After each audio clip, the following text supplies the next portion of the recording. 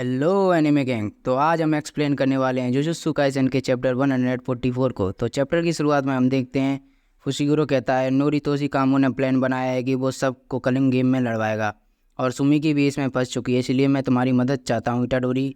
मुझे तुम्हारी ताकत की ज़रूरत है। उसे अपने ग्रैंडफादर के शब्द याद आते हैं कि तुम ताकतवर हो बच्चे, इसीलिए लोगों की मदद करो। यूजी कहता है ओकोत्सु सेनपाई सुकुना फुशिगुरो को लेकर कुछ प्लान कर रहा है। उसने शिबुया के अंदर मेरे ऊपर इसलिए काबू पा लिया था क्योंकि मुझे एक साथ 10 फिंगर खिलाई गई थी। मैंने अभी तक 15 फिंगर्स खाई हैं। अगर मैं बची हुई 5 फिंगर्स एक साथ खा भी लूँगा फिर भी उसे कंट्रोल नहीं दूंगा। और अगर कभी शकुना बाहर आया तो मुझे मारने में हिचकिचाना मत। मुझे लगता है आप ये कर सकते हैं। ठीक है, मैं समझ गया। जो कर सकता हूँ मैं वो करूँगा। यूजी कहता है फुशिगुरो तो तुम्हें मुझे क्या करना है? सबसे पहले हम जुजुत्सु आई में वापस जाकर टेंगन सामा से कांटेक्ट करेंगे। हमें पता करना होगा कि गोजो सेंसे की सील को कैसे हटाएं, और फिर हमें नोरितोशी कामो के प्लान को भी लेकर डिस्कस करना पड़ेगा। कलिंगेम अभी तक का सबसे बड़ा टेररिज्म है। इस रायतों को समेटने के लिए हमें जो आंसर चाहिए वो शायद से टेंगन सामा के पास ही है। यूजी कहता है शायद सुकुमो को पता होगा, मैंने उससे बात कर ली है, यह उसी का आइडिया है। वो भी जुजुत्सु आई में ही छुपी हुई है। हाँ, क्योंकि वो हायर अप से नहीं मिलना चाहती। यूटा कहता है सबसे बड़ी प्रॉब्लम है टेंगन सामा का बैरियर। जुजुत्सु आई के अंदर हज़ारों से ज़्यादा दरवाजे हैं और उनमें से सिर्फ एक ही टेंगन सामा तक पहुंचता है। यूजी कहता है और अगर हमने सही दरवाज़ा नहीं चुना तो हम उनसे कांटेक्ट नहीं कर सकते। यूजी कहता है सॉरी फुशिगुरो, पर मुझे पूछना होगा कुगिसाकी के साथ क्या हुआ है। फुशिगुरो कोई जवाब नहीं देता। यूजी कहता है ठीक है, मैं समझ गया। एकदम से वहाँ चोजो आ जाता है। उस बैरियर को लेकर मेरे पास एक रास्ता है। यूटा कहता है तो तुम सुन रहे थे? यूजी कहता है तुम्हारा क्या मतलब है चोजो? चोजो कहता है माइतो ने एक बार सुगना की फिंगर और डेथ पेंटिंग वो हम चुराए थे, है ना? हम भी वही चीज़ कर सकते हैं। वो सब जुजुत्सु आई पहुंच जाते हैं। वहाँ पर माकी और यूकी पहले से थे। जोगो की वजह से माकी का आधा चेहरा जल चुका था। माकी कहती है हम काफ़ी समय बाद मिले हैं, है ना? वैसे उतना भी टाइम नहीं हुआ है। यूजी कहता है माकी सेनपाई। इतादोरी यूकी को भी हाय कहता है। यूटा खुश हो जाता है। माकी वैसे क्या अभी से पहले तुम चल सकती हो?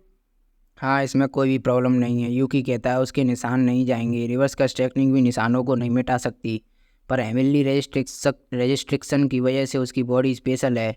इस स्पेशल बॉडी ने अब की बार उसकी जान बचाई है, पर उनकी फैमिली के हेड के साथ अच्छा नहीं हुआ। माँ की कहती है मैगुमी तेंगन सामा का बैरियर का क्या? फुशिगुरो फुशिगुरो कहता है उसके बारे में तभी चोजो कहता है मैं एक्सप्लेन करूँगा। चोजो कहता है उस दरवाजे और टोम के बीच में एक वेयर हाउस है।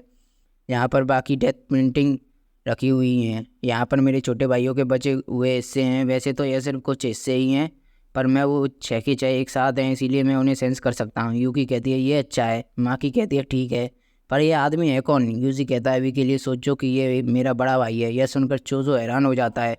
यूजी यूजी कहता है चलो चलते हैं। चोजो उन्हें एक दरवाजे के आगे ले जाता है। यहाँ पर इसमें कोई भी शक नहीं है, मेरे भाई इसी दरवाजे के उस पार हैं। चलो इसे खोलते हैं। वहाँ पर बहुत सारे सूखे हुए पेड़ जैसा कुछ था।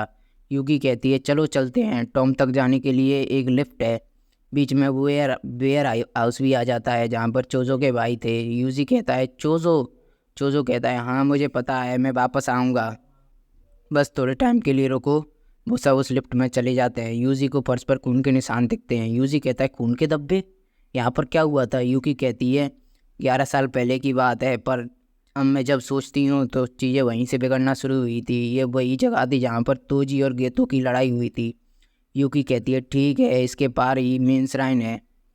वो सब उस जगह के पास जाते हैं और कहते हैं डैम इट, वहाँ एक बिल्कुल सफ़ेद कमरा था जिसमें कुछ भी नहीं था। यूजी कहता है यहाँ पर तो कुछ भी नहीं है।